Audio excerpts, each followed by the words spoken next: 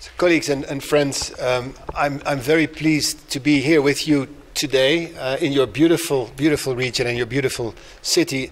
But I wish I would have come for a better reason than looking at these terrible pictures that we just witnessed and to hear the reports that we just received.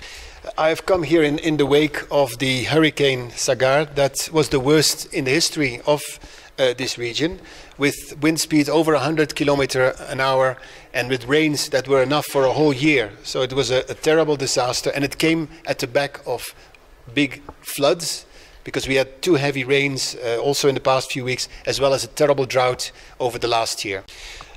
Whereas we are all very proud that in 2017 we have averted together with the international community and Somaliland authorities a terrible drought. We were only waiting to be hit by another disaster. And this shows that we cannot just continue to respond every time when there is another disaster. We have to preempt and we have to take action that this climate change brings every time to Somaliland. I've not come here to announce a new program. We are already working very well with the authorities. We're working very well with NATFOR.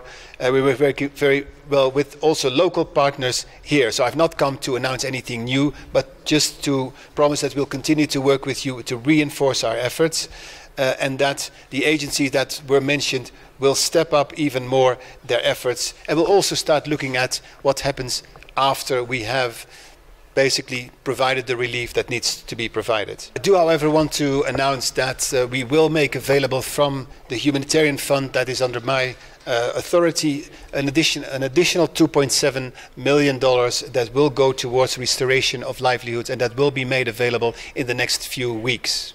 I do have to say that this year it's been very difficult to raise resources, whereas last year the total humanitarian response for Somalia and Somaliland was more than half funded. Right now we have about 25% only, and the needs are great. They cover many areas, many emergencies, not just here in Somaliland, but also many emergencies, for instance, in the Shabelle and Juba rivers and other parts of Somalia. So the needs are enormous, both in Somalia and Somaliland, and the resources are much less than they were last year. But we cannot start early enough to work on the effects, the long-term effects of what's just happened, to make sure that this doesn't happen again. We cannot prevent a storm, we cannot prevent a drought, but we can make sure that we are better prepared, that Somaliland is better prepared. I'm very pleased that my friend and colleague, Minister Shira, is here with me, and we'll be working very closely together to make sure that reconstruction happens in Somaliland, and that we also build capacity to make sure